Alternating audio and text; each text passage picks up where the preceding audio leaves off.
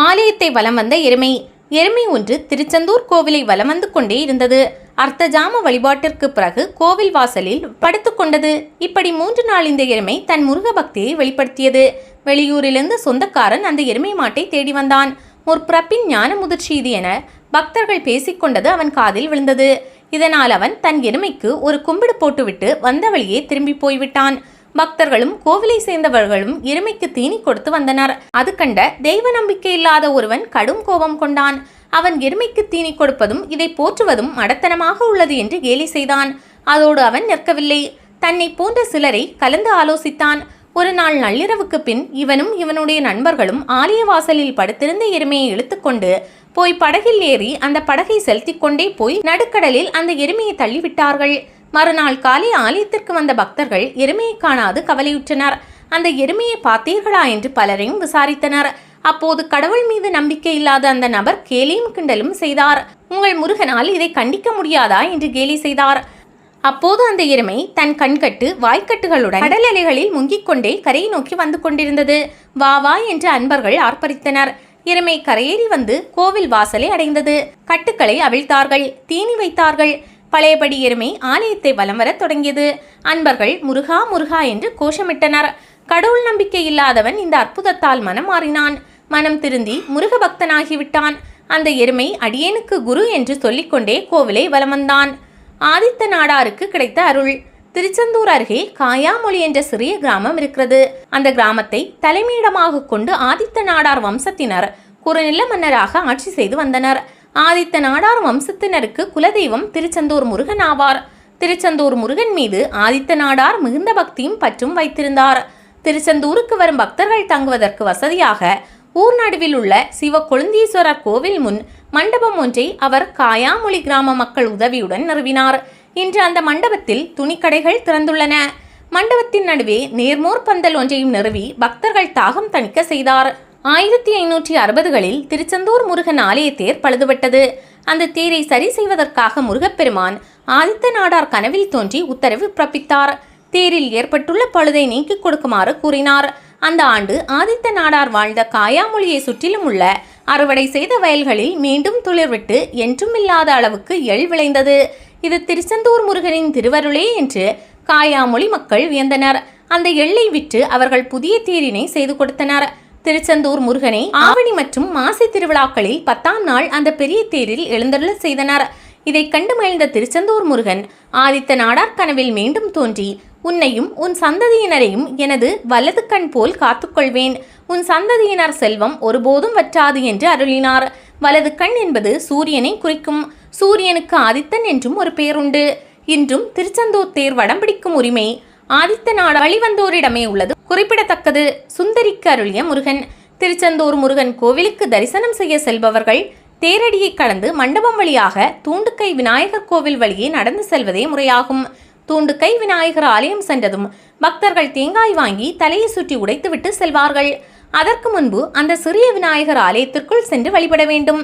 அந்த விநாயகர் ஆலயத்திற்குள் அர்த்த மண்டபத்தில் அற்புத சிற்பம் ஒன்று பாதுகாக்கப்பட்டு வருகிறது. அந்த சிற்பத்தில் வேல் தாங்கிய முருகன் மற்றும் நடுவில் கூடையோடு கூடிய ஒரு பெண் இருப்பதை காணலாம். சிற்பத்தின் கீழ்ப்பகுதியில் ஒரு பாம்பு செதுக்கப்பட்டுள்ளது. இந்த சிற்பத்தின் பின்னணியில் ஒரு கதை உள்ளது. முன்னொரு காலத்தில் திருச்செந்தூர் கோவிலில் பணிபுரிந்த சிவாச்சாரியார்கள் அந்த ஊருக்கு வடக்கே 5 கிலோமீட்டர் தொலைவில் உள்ள சண்முகபுரம் என்னும் ஊரில் குடியிருந்தனர். திருச்செந்தூர் கோவிலில் ஏராளமான பணிப்பெண்கள் பணிபுரிந்து வந்தனர். அவர்கள் சண்முகபுரம் சென்று சிவாச்சாரியார்களிடம் முருகன் கோவில் பூஜைக்குரிய பொருட்களை வாங்கி வருவது வழக்கம். ஒரு நாள் பணிப்பெண்களில் ஒருவரான சுந்தரி என்ற பெண் சண்முகபுரம் சென்று பூஜை பொருட்களை பெற்றுக்கொண்டு திருச்செந்தூரை நோக்கி திரும்பி வந்து கொண்டிருந்தாள். வரும் வழியில் அவளை பாம்பு கடித்தது. அவள் அங்கேயே மயங்கி விழுந்து விட்டாள். முருகப்பெருமான் நினைவிலே உயிர் பிரிந்தது. இதற்கிடையே திருச்செந்தூர் கோவில் அர்ச்சகர் பூஜை பொருட்கள் வந்து சேராததால் வருந்தினார். தூண்டுக்கை விநாயகர் கோவில் அருகே சென்று தேடினார். அப்போது அவர் முன் மயில் ஒன்று பறந்து வந்தது. தன்னை பின்தொடர்ந்து வருமாறு வழிகாட்டியது. சண்முகபுரம் செல்லும் வழியில் ஓரிடத்தில் மயில் நின்றது. அர்ச்சகர் அங்கே பணிப்பெண் சுந்தரி மயங்கி கிடப்பதை கண்டார். அவளை பாம்பு கடித்திருப்பதை உணர்ந்தார். அப்போது திருச்செந்தூர் முருகன் அவரது கனவில் தோன்றி தாமே அவளுக்கு இவ்வாறு மோட்சம் அளித்ததாக கூறினார். அந்த இடத்தில் வழிபடுபவர்களுக்கு முக்தி அருள்வதாகவும் தெரிவித்தார். அந்த இடம் இன்றும் மயில்கல் என்ற பெயரில் அழைக்கப்படுகிறது. திருச்செந்தூர் ஆலயத்திற்கு காவடி கட்டி நடைபயணமாக வரும் பக்தர்கள் இன்றும் அந்த இடத்தில் வழிபாடு நடத்திவிட்டே காவடி எடுத்து செல்வார்கள். மயிலை அனுப்பி அர்ச்சகருக்கு பணிப்பெண் சுந்தரி விழுந்து கிடந்த இடத்தை தூண்டி காட்டியதால் தான் அந்த இடத்து விநாயகர் ஆலயத்திற்குள் இந்த சிற்பம் அமைக்கப்பட்டுள்ளது. அடுத்த தடவை நீங்கள் திருச்செந்தூர் ஆலயத்திற்கு செல்லும் போது தூண்டுகை ஆலயத்து விநாயகரை வழிபட்டுவிட்டு சிவாச்சாரியாரிடம் சுந்தரி சிலை பற்றி கேட்டால் அவர் அதை உங்களுக்கு காண்பிப்பார். திருச்செந்தூர் கோவிலில் அரங்கேற்றம் செய்யப்பட்ட கந்தபுராணம் சுருக்கம். திருநெல்வேலியில் சைவ வேளாளர் மரபில் தோன்றியவர் சரணாலயர் ஆவார். திருநெல்வேலி சிந்து பூந்துறையில் உள்ள தருமபுர ஆதீன மடாலயத்தில் வெள்ளியம்பலவான தம்பிரான் சுவாமிகளிடம் வடமொழி தென்மொழி ஆகியவற்றை ஐயமின்றி கற்றுணர்ந்தவர். தருமபுர ஆதீனத்து 6வது பட்டமாக விளங்கிய திருஞான சம்பந்த தேசிகரிடம் சைவ சந்நியாசம் மற்றும் ஞானோபதேசம் பெற்று அவரிடம் நீங்காத அன்பு கொண்டு விளங்கினார். இதனால் இவர் சம்பந்த சரணாலயர் என்று அழைக்கப்பெற்றார். இவரது இயற்பெயர் மறைந்து சிறப்பு பெயரே நிலைத்தது. புலமையாலும் ஒழுக்கத்தாலும் ஞானத்தாலும் சிறந்து விளங்கிய சம்பந்த சரணாலயரின் புகழ் தமிழ்நாட்டையும் கடந்து பல்வேறு இடங்களில் பரவியது. அந்த வகையில் இவரது பெருமையை அறிந்த மைசூர் மாமன்னர் மகாராஜா 2ஆம் தொட்ட தேவராஜ உடையார் இவரோடு பழக விரும்பினார். அவர் விருப்பத்தின் பேரில் சுவாமிகள் மைசூர் சென்றார். அங்கு மைசூர் மாமன்னரை சந்தித்தார். தமிழ் மொழி பற்றும் தெய்வ பற்றும் மிக்க மன்னர் சம்பந்த சரணாலயரை தம்முடன் நீண்ட நாள் தங்கும்படி கேட்டுக்கொண்டார். மன்னரின் அளவிட முடியாத அன்பிற்கு கட்டுப்பட்ட சுவாமிகள் அதற்கு சம்மதித்தார்.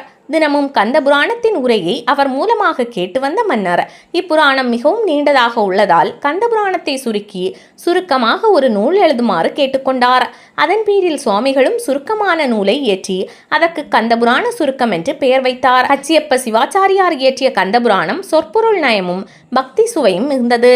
தமிழ் புலவர்களாலும் முருகப்பெருமானின் அடியார்களாலும் விசேஷமாக போற்றப்படுகின்றது.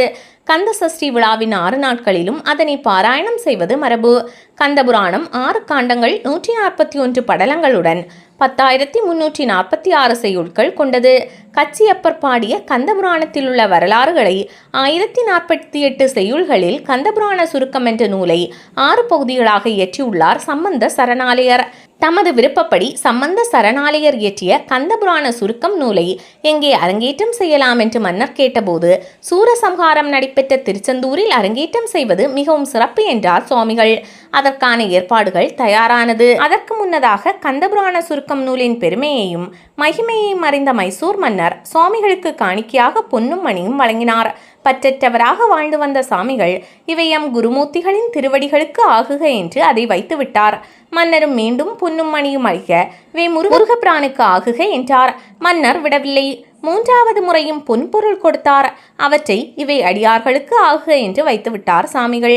அவரின் வைராக்கிய சிறப்பை கண்ட மன்னர் சம்பந்த சரணாலய சுவாமிகளிகையில் எழுந்தருள செய்து நகர்வலம் செய்விக்க விரும்பினார். அதை அறிந்த சுவாமிகள் குருநாதர் திருவுள்ள கருத்தறியாமல் இதனை செய்ய மாட்டேன் என்று கூறிவிட்டார். மன்னரும் தருமபுர ஆதீன பண்டார சன்னதிகளை தொடர்பு கொண்டு அவரது சம்பந்தம் பெற்று நகர்வலம் செய்வித்து மகிழ்ந்தார். பிறகு தமது குருநாதரின் ஆசியுடன் திருச்செந்தூர் முருகன் ஆலயத்தை அடைந்த சம்பந்த சரணாலயர் கந்தபுராண சுருக்கம் நூலை அரங்கேற்றி மகிழ்ந்தார். தொடர்ந்து சில காலம் மைசூரில் இருந்த சுவாமிகள் அந்த நாட்டு மன்னரிடமும் மக்களிடமும் விடை பெற்று திருத்தல யாத்திரை புறப்பட்டார். குன்று தோராடும் குமரன் தலங்களை வழிபட்டு துதித்தவர் தருமபரதத்தை அடைந்தார். தருமை ஆதீன குருமூர்த்திகள் இவரது பணியை பாராட்டி வாழ்த்தினார். அங்கே தங்கியிருந்த காலத்தில் அந்த ஆதீனத்தின் முதல் ஞானாச்சாரியாராகிய ஸ்ரீ குருஞான சம்பந்தர் மீது கொரத்தின மாலை என்ற நூலை இயற்றினார் சுவாமிகள். முருகப்பெருமானுக்காகவே தமது வாழ்வை அர்ப்பணித்துக் கொண்ட சம்பந்த சரணாலயர் இயற்றிய கந்தபுராண சுருக்க நூல் தமிழ் இலக்கியத்தில் மிக சிறந்த அணிகலன்களில் ஒன்றாக திகழ்ந்து கொண்டிருக்கிறது. கருணை பொழியும் இரு கடை கண்ணால் பார்ப்புகளும் ஞான சம்பந்தன் எந்தை பரமன் என்று தனது குருநாதர் ஆகிய ஸ்ரீ திருஞான சம்பந்த தேசிகரை துதிக்கும் சம்பந்தன் சரணாலயர் தமது குருவின் திருவருளாலேயே இந்த நூலை பாடியதாக சொல்கிறார். இவ்வளவு பெரிய நூலை சுருக்கி குன்றாமல் செய்வதற்குரிய தகுதி என்பால் எனக்கும் இதற்கும் எத்தனையோ தூரம் என்று அவர் கூறுவது அவரது தன்னடக்கத்தை காட்டுகிறது. ஒரு சமயம் சம்பந்த சரணாலயரின் கரிய உருவத்தை பார்த்த மன்னர் அண்டங்காக்கை போல் உள்ளாரே என்று நகைத்தார். அதற்கு சுவாமிகள் சற்றும் மனம் கோணாது புன்னகைத்து தாங்களே அண்டங்காக்கைக்கு பிறந்தவர் என்று சாதுரியமாக கூறினார். அதன் சொல் நயத்தையும் பொருள் நயத்தையும் கண்டு மன்னர் மகிழ்ந்தார். அண்டம் என்பது உலகையும் காக்கை என்பது காவல் புரிபவர் என்பதையும் குறிக்கும் என்பது இங்கு நினைவு கூறத்தக்கது. இதன் மூலம் சுவாமிகள் கரிய நிறம் கொண்டவர் என்பதையும் நுண்ணறிவு மிக்கவர் என்பதையும் அறிய முடிகிறது. சுவாமிகளின் அறிவாற்றலால் மனமகிழ்ந்த மைசூர் மன்னர் தமது சமஸ்தானத்திலேயே அவரை பலகாலம் வைத்திருந்து மரியாதை செய்து வந்தார். என்றாலும் சுவாமிகள் முற்றும் துறந்த முனிவர் என்பதால் என்றுமே மாதுகரி பிச்சை எடுத்து உண்பார். மாதுகரி பிச்சை என்பது சைவ சந்நியாசிகளுக்குரிய பிச்சைகளுள் ஒன்றாகும்.